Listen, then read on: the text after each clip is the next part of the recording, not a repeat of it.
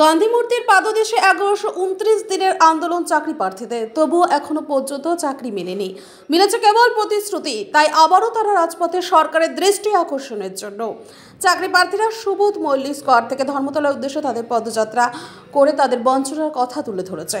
চাকরি প্রার্থীরা প্রশ্ন তুলছে, যারা সাদা খাতায় চাকরি পেয়েছে কিন্তু তারা যোগ্য হয়েও তারা এখনো পর্যন্ত নিয়োগপত্র পায়নি, এখনো তারা রাজপথে বসে রয়েছে।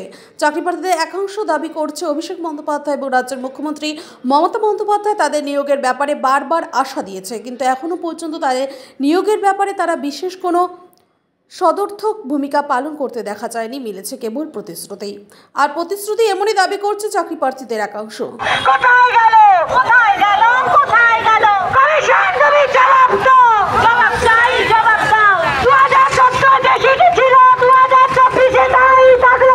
অবসর নেওয়া সিটগুলো সব কোথায় গেল কোথায় গেল কোথায় গেল? কমিশন তুমি জবাব দাও, জবাব চাই, জবাব দাও। 10 বছরের যত সিট দিতেই হবে ঠিক ঠিক। 10 বছরের যত সিট দিতেই হবে ঠিক ঠিক। আরে নিয়োগ নিয়োগ নিয়োগ চাই, আরে সিটে নিয়োগ চাই, নিয়োগ নিয়োগ নিয়োগ চাই, আরে সিটে নিয়োগ চাই। 10 বছরের বঞ্চনা মানছি না মানব না, 10 বছরের বঞ্চনা মানছি না মানব না। পাহাড় থেকে সাগর জুড়ে জেলা থেকে জেলা করে হচ্ছে দেখি শুনে নিয়োগ নিয়োগ নিয়োগ।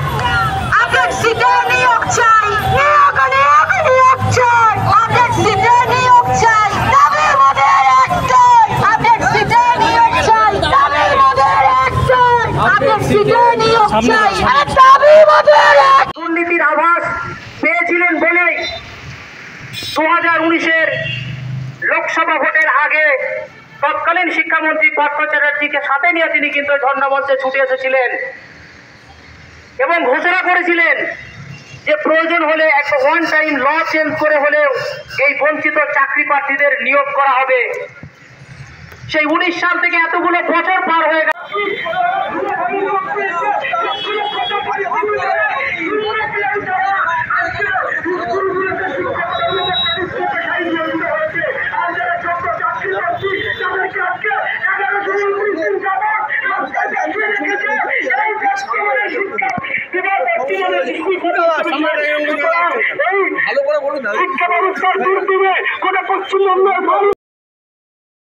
সমস্ত কথাই তুলে ধরেছেন।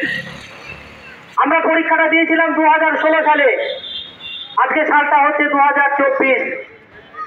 এতগুলো বছর পার হয়ে গেল, এই সরকার একটা স্কুল সার্ভিস কমিশনের পরীক্ষা নিয়ে আজও পর্যন্ত নিয়োগটা কমপ্লিট করতে পারেনি। আমরা যখন প্রথম আন্দোলন শুরু করেছিলাম তখন দুর্নীতির আভাস আমরা পেয়েছিলাম বলে প্রেস ক্লাবের সামনে আমরা বসেছিলাম। এই প্রসঙ্গে একটা কথা বলে রাখি, এই দুর্নীতির আভাস কিন্তু সবার আগে যিনি পেয়েছিলেন তার নাম। আপনাদের মূলত দাবিটা কি? আমাদের দাবিটা হচ্ছে আমরা অল জেনুইন যারা আছি, যোগ্য প্রার্থী যারা রাজনীতি বসে আছে তাদের নিয়োগটা তাড়াতাড়ি। আমরা গত 8 বছর ধরে এই একই দাবি নিয়ে বসে আছি। গভর্নমেন্ট আমাদের দাবিটাকে নস্যাৎ করছে, কখনো কখনো আমাদের প্রতি বঞ্চনা করছে, যেটা একেবারেই কাম্য নয়। আমাদের দাবি একটাই, আমাদের নিয়োগটা চাই। আপনার নাম? হালিমা খাতুন।